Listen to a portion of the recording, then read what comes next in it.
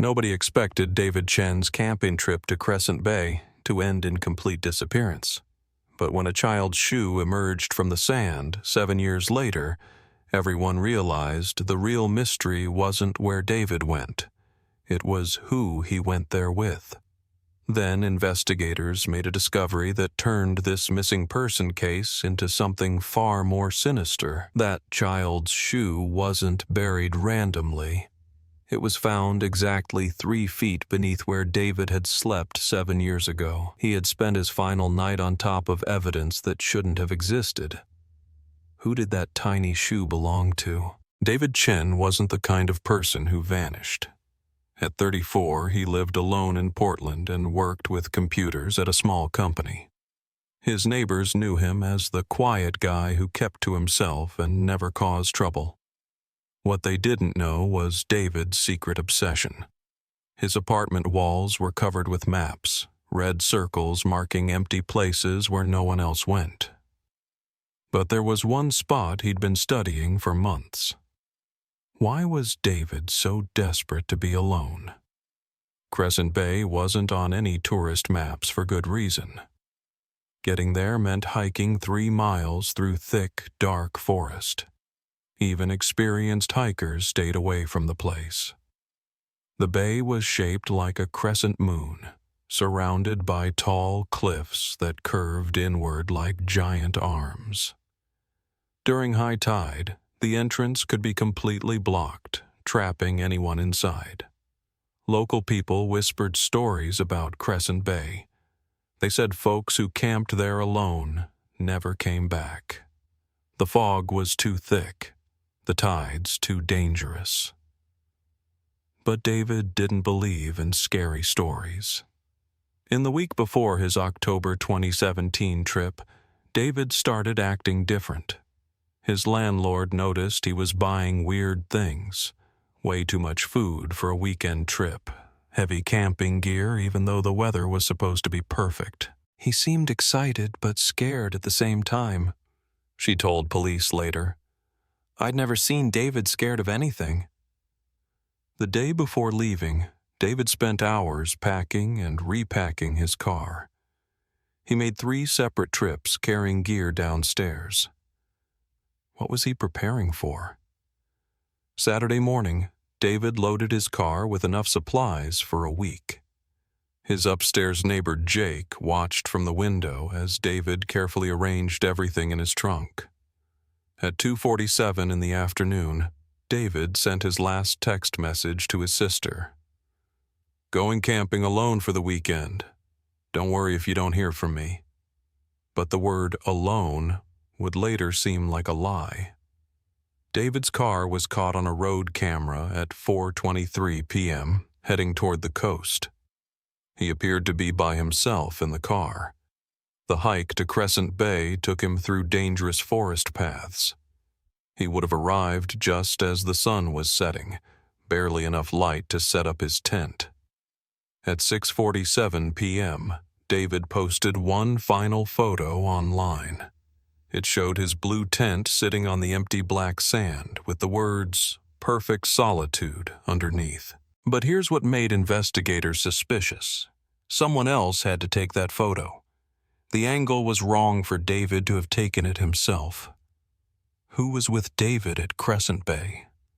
Sunday morning came gray and foggy. David's tent flapped in the ocean breeze, but inside it was empty. His sleeping bag was pushed aside like he'd gotten up in the middle of the night and walked away.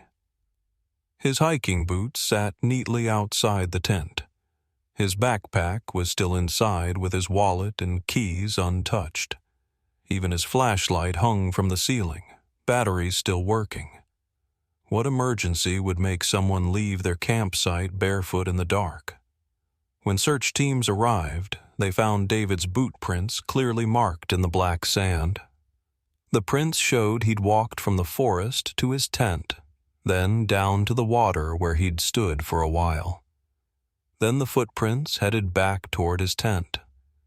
But halfway there, they just stopped. Not covered by wind or water, they simply ended as if David had been lifted straight up into the air. Search dogs went crazy at the exact spot where the prints ended.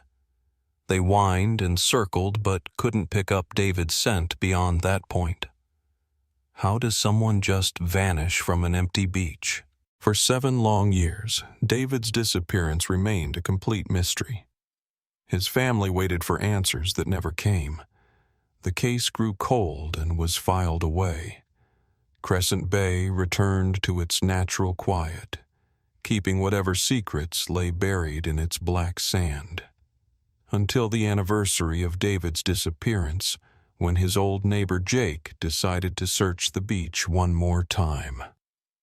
3 feet beneath the sand, in the exact spot where David had slept, Jake's metal finder started screaming. What he pulled up changed everything. A tiny blue shoe with cartoon pictures on the sides, the kind a small child would wear to play at the beach. But David Chen had never had children. He lived completely alone and barely spoke to anyone, let alone kids. So whose shoe had been buried under his campsite for 7 years? And why was it there, waiting to be found, like some kind of message from the past? The discovery of that small shoe meant David's story wasn't about a man who got lost in the wilderness. It was about something much darker, something involving a child who, according to every record, had never existed. Sunday morning, October 15th, 2017. David's tent sat empty on the black sand, flapping in the cold ocean breeze. His sleeping bag was unzipped and pushed to one side, like he'd gotten up during the night and simply walked away. But walked away to where? Jake Morrison knew something was wrong when Monday morning came and David's car wasn't back in the parking lot. David never missed work. In 3 years of living upstairs, Jake had never seen David late for anything. By Monday afternoon, Jake called David's office. His boss, Lisa, sounded panicked on the phone. "David's never missed a day without calling," she said. "If he's not back, something terrible has happened." What could make someone as reliable as David just disappear? David's sister Linda flew in from California as soon as she heard. She brought everything she could remember about David's camping habits, his favorite spots, his emergency plans, his usual gear. But when she mentioned Crescent Bay to the search leader, his face went white. "Ma'am," he said quietly, "normal people don't camp at Crescent Bay. That place has a reputation."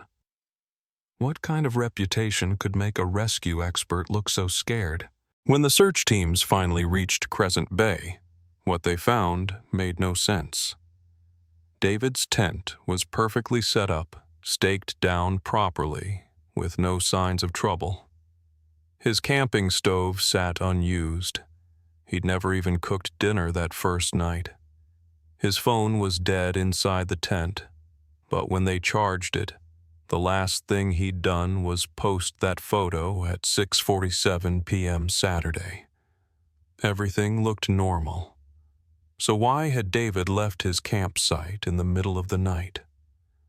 The black sand at Crescent Bay was perfect for showing footprints. The search team could trace every step David had taken. His boot prints led from the forest to his tent, then down to the water's edge where he'd stood for several minutes. Then his prints headed back toward his tent. But halfway across the beach, they just stopped. Not covered by wind or tide, they simply ended. Search dogs went crazy at that exact spot, whining and circling like they could smell something the humans couldn't.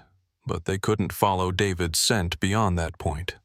How do footprints just end in the middle of nowhere? Coast Guard helicopters spent 3 days flying over every inch of coastline. They used heat-sensing equipment to look for body heat in the forest and on the cliffs. Divers searched the dangerous waters around the bay. They found absolutely nothing. One pilot said something that gave everyone chills. "From up there, Crescent Bay looks like a perfect circle with just a small opening to the sea, like it was designed to keep things trapped inside. But if the bay kept things trapped, where had David gone? As word spread about David's disappearance, local people started sharing stories they'd kept quiet for years. An old fisherman named Bill brought a stack of newspaper clippings to the search headquarters. "This isn't the first time," Bill told the search leader. "People have been vanishing from Crescent Bay for 50 years. Always the same. Folks go there alone and they just disappear without a trace." The headlines were terrifying. "Fisherman missing from remote beach, 1987. Couple vanishes during camping trip, 1994. Hiker disappears without clue, 2003. Why did people keep disappearing from the same place? Linda refused to give up. For 12 days, she camped near the trailhead, hoping David would somehow find his way back to his car. Every evening, she walked down to Crescent Bay with a flashlight, calling her brother's name until her voice gave out. On her final night, something happened that would haunt her for years. As she stood on the beach where David's tent had been, Linda saw something in her flashlight beam that made her heart stop. Tiny footprints in the sand, much smaller than her own feet, like they belonged to a small child. But as Linda knelt down to look closer, the incoming tide washed them away. Within minutes, the little footprints were gone, erased by the same ocean that seemed to have swallowed her brother. Who else had been on that beach? Detective Ray Morrison took over David's case and spent weeks interviewing everyone who knew him. David had no enemies, no debts, no reason to run away. His bank account was untouched. His apartment sat exactly as he'd left it. Every lead went nowhere. Every clue led to a dead end. Detective Morrison's final report said David had probably fallen from the cliffs or been swept out to sea during a night walk. Without any evidence, there was nothing else they could do. But Detective Morrison couldn't shake the feeling that he was missing something important. Something that would explain how an experienced hiker could vanish completely from what was basically a natural prison. By November 2017, the official search was over. David Chen became just another missing person file in Detective Morrison's cabinet. His family held a memorial service without a body. His apartment was cleared out. His car was returned to his sister. Crescent Bay returned to its natural quiet, keeping its secrets buried in the black sand. For 7 long years, nothing changed. The case stayed cold. David's family learned to live with unanswered questions. Detective Morrison retired but never forgot about the man who'd vanished from an impossible place. Then, on the 7th anniversary of David's disappearance, everything changed. Jake Morrison couldn't let go of his guilt. He'd been David's neighbor, and he felt like he should have done more. So he bought a metal finder and spent weekends searching beaches, hoping to find something that would give David's family closure. On October 14th, 2024, exactly 7 years after David's last camping trip, Jake decided to search Crescent Bay one final time. The hike was harder than he remembered. Fallen trees blocked the trail, and the forest felt darker, more threatening. When he finally reached the beach, Jake felt a chill that had nothing to do with the October morning. Crescent Bay looked exactly the same as it had 7 years earlier. Jake started his search at the waterline, slowly working his way across the beach in straight lines. For 2 hours, he found nothing but old bottle caps and rusty fishing hooks. Then his metal finder started screaming near the center of the beach. The signal was strong, something buried about 3 feet down. Jake began digging, expecting to find an old anchor or piece of trash. What he pulled from the sand changed everything they thought they knew about David Chen's disappearance. A tiny blue shoe with cartoon dinosaurs on the sides. Size 8 for toddlers, the kind a 3-year-old would wear to play at the beach. But here's what made Jake's hands shake as he held it. After 7 years buried in salt air and sand, that little shoe looked brand new. The shoe should have been rotted and faded after 7 years underground. Instead, it looked like someone had bought it yesterday. The blue color was still bright. The white sole was clean. Even the straps made their scratching sound when Jake touched them. Most impossible of all, there wasn't a single grain of sand inside the shoe. Not in the toe area, not stuck to the bottom, nowhere. Like the sand had refused to go inside it. Jake immediately called the police, his voice shaking. Within an hour, Detective Morrison was standing on Crescent Bay's black sand for the first time in 7 years, staring at evidence that should have been impossible. "Where exactly did you find this?" Morrison asked. Jake pointed to the hole he'd dug. "Right there, 3 feet down." Detective Morrison felt his blood freeze. He was standing in the exact spot where David Chen's tent had been 7 years earlier. The exact spot where David had spent his final night. But how could a child's shoe be buried there when David had no children? Detective Morrison stared at the tiny blue shoe in Jake's trembling hands. After 7 years of wondering what happened to David Chen, they finally had evidence. But this evidence made no sense at all. David Chen was a 34-year-old man who lived completely alone. He had no children, no nephews or nieces, and barely spoke to kids. So whose shoe was this? What made everyone's skin crawl wasn't just finding the shoe, it was the condition it was in. After 7 years buried in wet sand and salt air, that little sneaker should have been falling apart. Instead, it looked like someone had just taken it off a store shelf. The blue fabric was still bright and clean.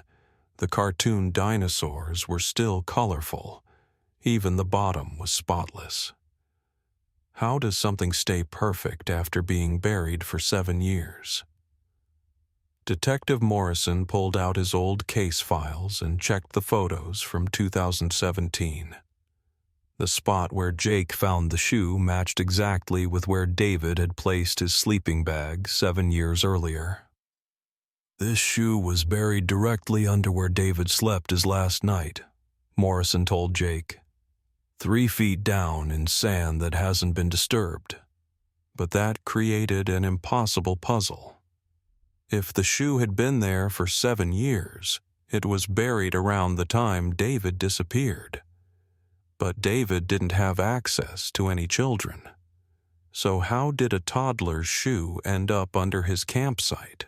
Within 24 hours, the shoe was at the state crime lab for testing.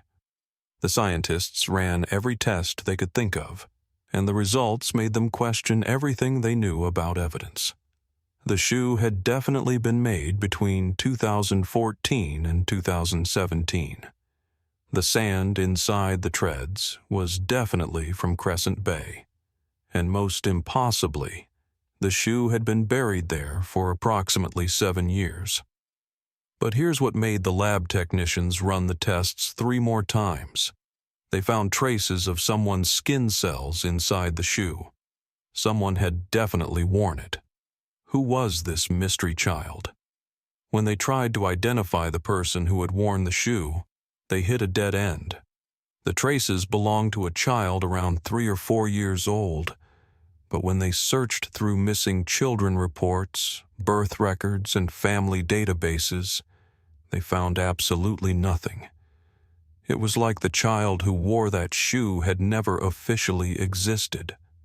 Detective Morrison had investigated missing persons cases for 20 years, but he'd never seen anything like this.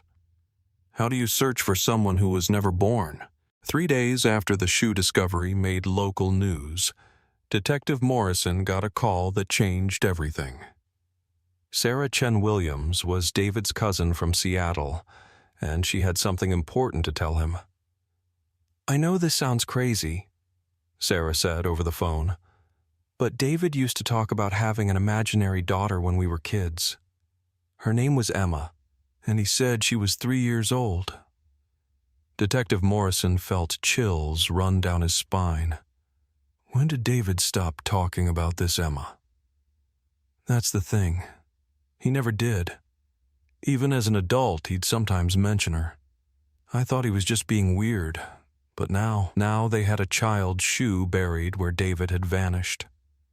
Sarah drove down from Seattle the next day with old family photos and stories about David's strange childhood behavior. She showed Detective Morrison pictures of family dinners where David had insisted on setting an extra place at the table. He would talk to empty chairs like someone was sitting there, Sarah explained. My mom thought it was cute, but it always creeped me out. David would have full conversations with thin air. What did David say about Emma? He said she was his daughter from the future, that she would come back to find him someday. We all thought he'd grow out of it, but he never did. Was Emma more than just David's imagination? Detective Morrison spread out all the evidence on his desk and tried to make sense of the timeline. David disappears on October 15, 2017. A child's shoe is found buried at his campsite on October 14, 2024. Lab tests show the shoe has been there for 7 years. If the shoe was buried when David disappeared, it means Emma, real or imaginary, was with him at Crescent Bay that night. But if Emma was with David, where was she now? Why did only her shoe get left behind? News of the shoe discovery brought David's case back into the spotlight. The local sheriff decided to organize another search of Crescent Bay, this time looking specifically for any trace of a small child. Volunteers spread across the beach with metal finders, shovels, and hope. For 3 days they dug up every piece of metal they could find on that black sand. On the 3rd day, they found something that made everyone stop digging. 6 feet away from where the first shoe was found, another metal finder started screaming. 3 feet down in the sand, searchers found the matching shoe to the first one. 2 tiny blue sneakers with cartoon dinosaurs, both in perfect condition. Both buried for 7 years in the exact area where David Chen had made his final camp. Now they had proof that a child had definitely been at Crescent Bay. But that created even more terrifying questions. Detective Morrison now had evidence that a 3-year-old child named Emma had been with David Chen on his final camping trip. But according to every official record, Emma didn't exist. No birth certificate, no hospital records, no family photos except for empty chairs at dinner tables, no friends who remembered meeting her, no doctors who had treated her.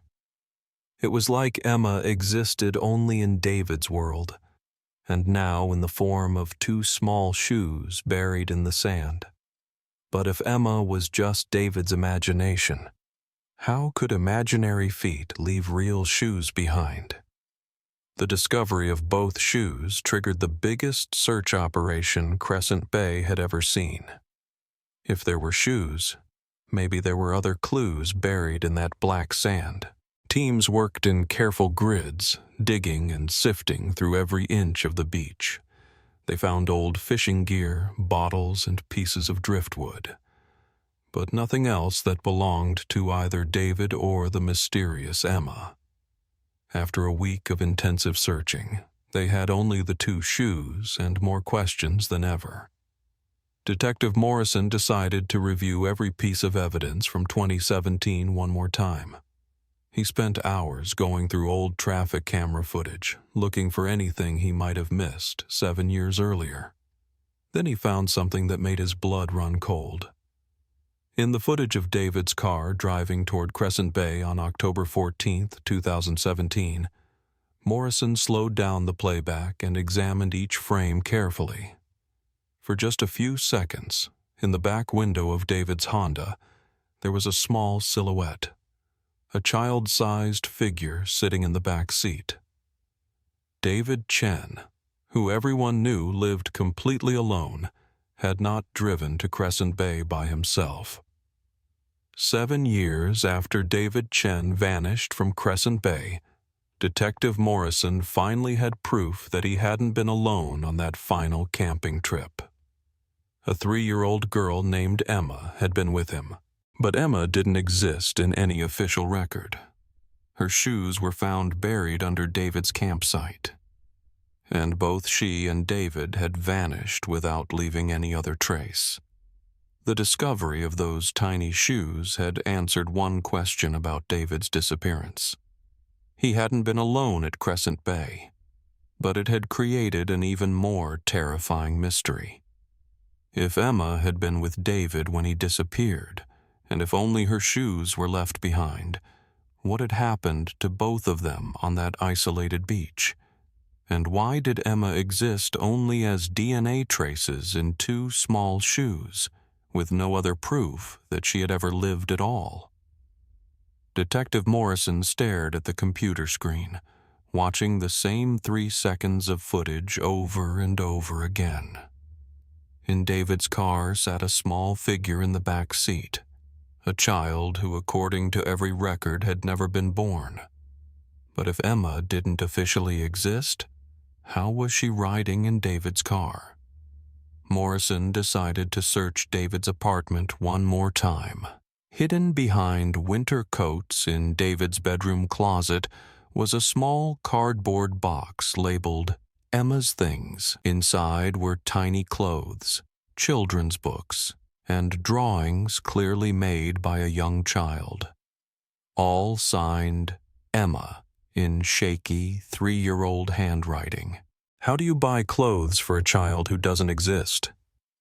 At the bottom of Emma's box, Morrison found dozens of store receipts, all for children's items: clothes, shoes, toys, food. The dates went back 3 years before David's disappearance. The receipts showed David had purchased the exact same blue sneakers with cartoon dinosaurs just 2 weeks before his final camping trip. But who was he buying them for? One receipt caught Morrison's attention: monthly payments to Sunshine Daycare Center. For 3 years, David had been paying for Emma Chen to attend daycare. The daycare owner looked confused when Morrison asked about Emma. "That's strange," she said. "Mr. Chen paid every month for 3 years, but we never had a child named Emma Chen." Why would David pay for daycare for a child who never showed up? Morrison talked to Mrs. Patterson, David's elderly landlord. "Oh, yes, I remember Emma," she said, surprising Morrison completely.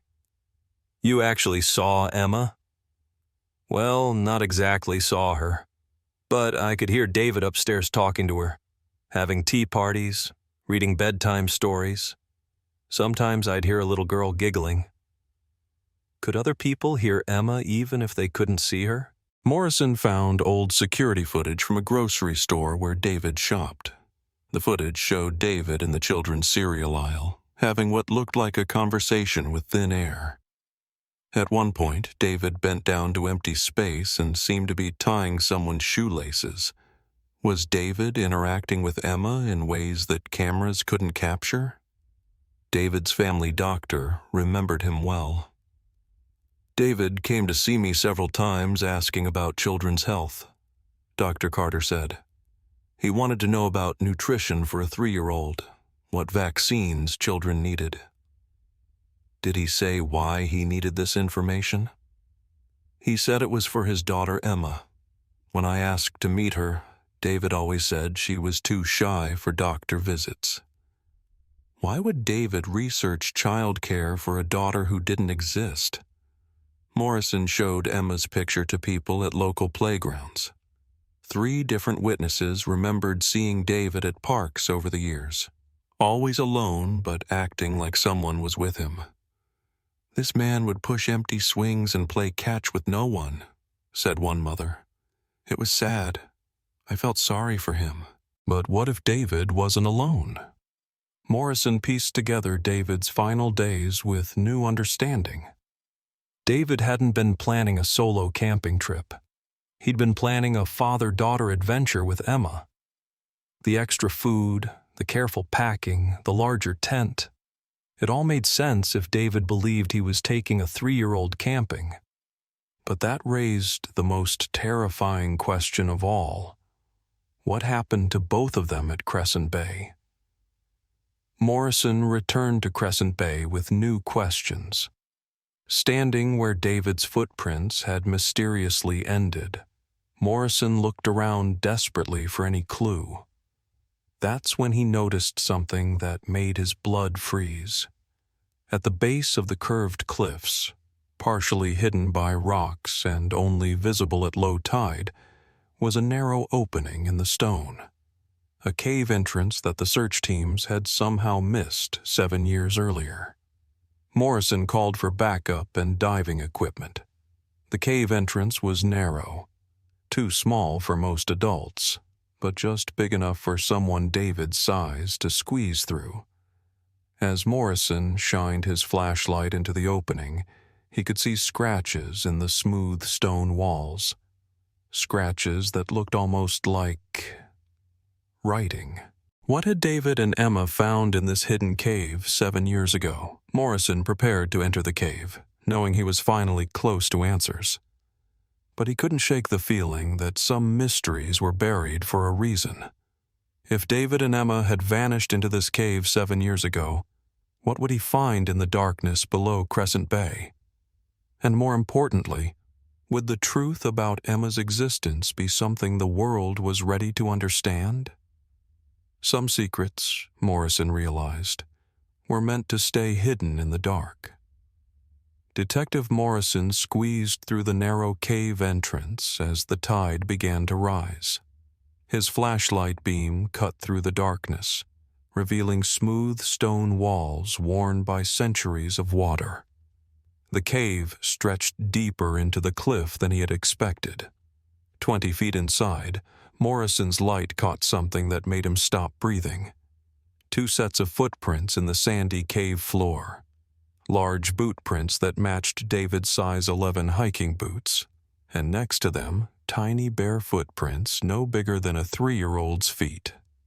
Emma had been real enough to leave footprints after all. As Morrison followed the footprints deeper into the cave, his flashlight revealed scratches carved into the stone walls. At first they looked random, but as his eyes adjusted, Morrison realized they were words. Day 1. Emma is scared of the dark, but she trusts me. Day 3. Found fresh water deeper in the cave. Emma likes the pretty crystals. Day 7.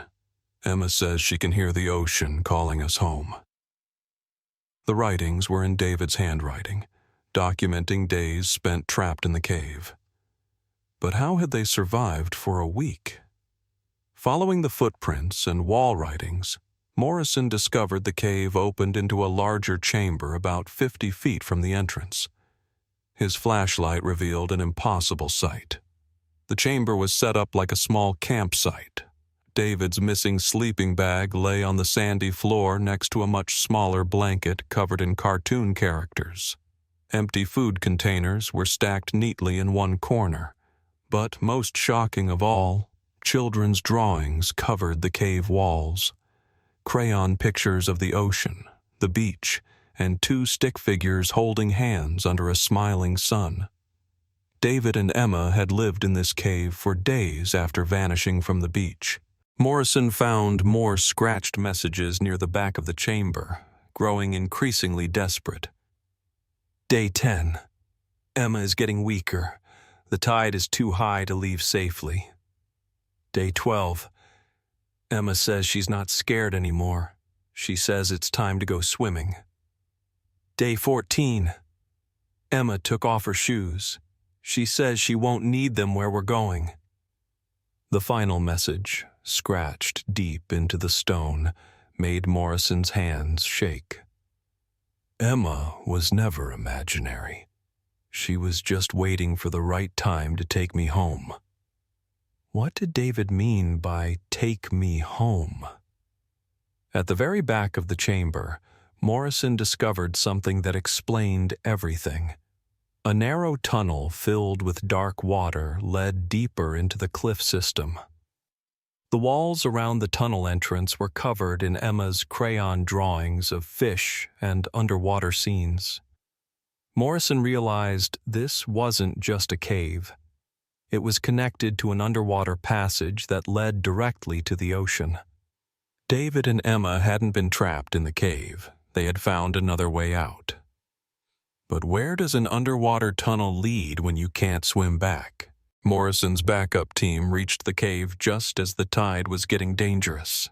As they helped him squeeze back through the entrance, Morrison tried to explain what he had found. There's evidence they lived in there for 2 weeks, Morrison told the dive team leader. Then they went through some kind of underwater passage. Where does it lead? Morrison looked out at the endless ocean surrounding Crescent Bay. I don't think it leads anywhere you can come back from.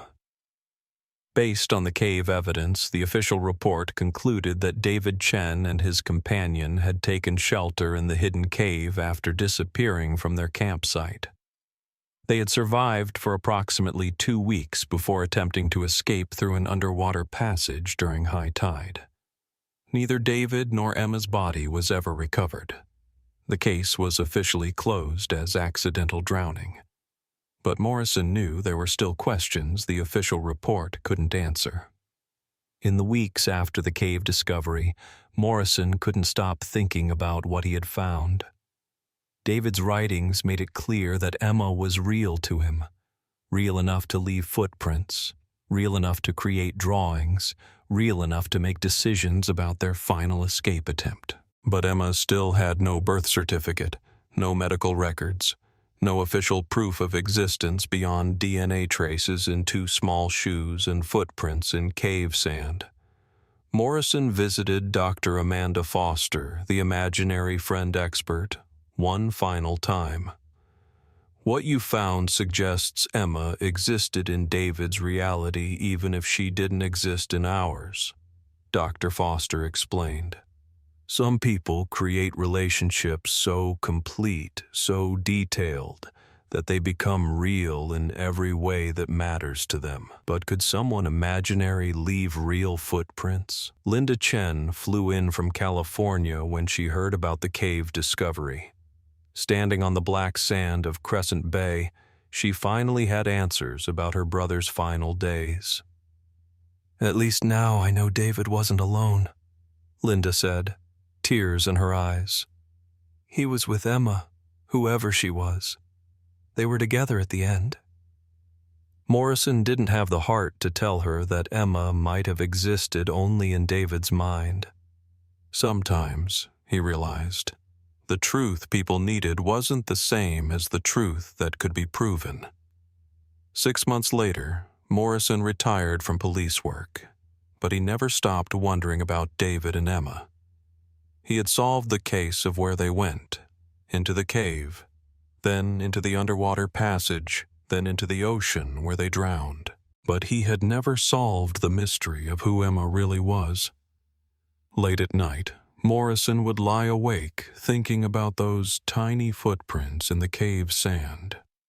Real footprints made by real feet, belonging to a child who, according to every official record, had never been born. Could love be strong enough to make the imaginary become real? 1 year after the cave discovery, Morrison made one final trip to Crescent Bay.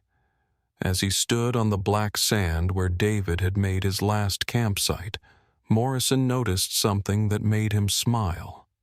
Someone had left 2 small bouquets of flowers on the beach. One large bouquet and one tiny one, clearly meant for a child. Attached to the small bouquet was a note in a child's handwriting. "Thank you for finding us, Emma." Morrison looked around the empty beach, but no one else was there. As he walked back to his car, Morrison realized some mysteries weren't meant to be solved. Some stories were meant to end with questions that could never be answered. David Chen and Emma had vanished from Crescent Bay 7 years ago. The cave evidence showed they had tried to escape through an underwater passage and drowned in the attempt. But who Emma really was, imaginary friend, real child with no records, or something else entirely, would remain Crescent Bay's deepest secret. And maybe, Morrison thought as he drove away, that was exactly how it was supposed to be.